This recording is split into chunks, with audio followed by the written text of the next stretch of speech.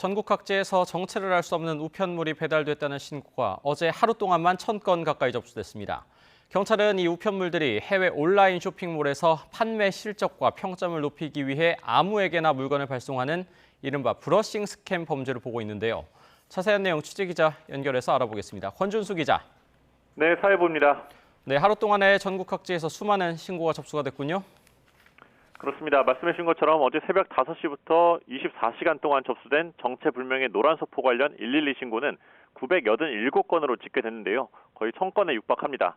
경찰은 소포에서 아직 독극물 같은 유해 물질이 검출되지는 않아 테러 가능성은 없다고 보고 있습니다.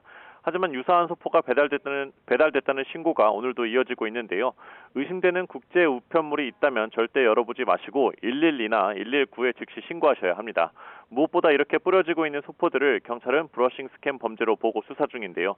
쉽게 말하면 개인정보를 불법으로 얻은 다음 온라인 쇼핑몰 등에서 판매 실적을 높이기 위해 물건을 마구잡이로 뿌리는 겁니다.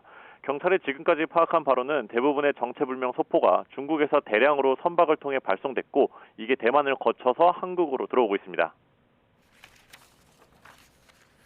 네, 이 신고 내용을 살펴보면 구체적으로 어떻게 전달이 된 건가요?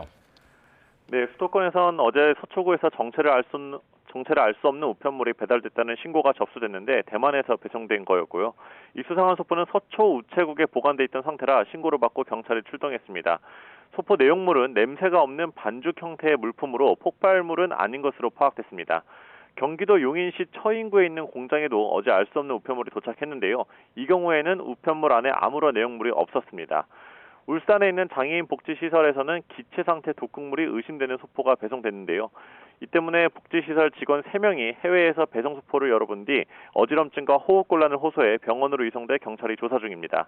경남과 제주 등에서도 비슷한 우편물을 받았다는 신고가 접수됐는데 쓰레기나 화장품 샘플 등이 들어있던 것으로 알려졌습니다. 앞서 3년 전에도 중국에서 뿌려진 정체불명의 소포가 미국과 캐나다 등으로 대량 발송되기도 해 경찰은 신고 내용을 바탕으로 수사를 본격화할 예정입니다. 지금까지 사회부에서 전해드렸습니다.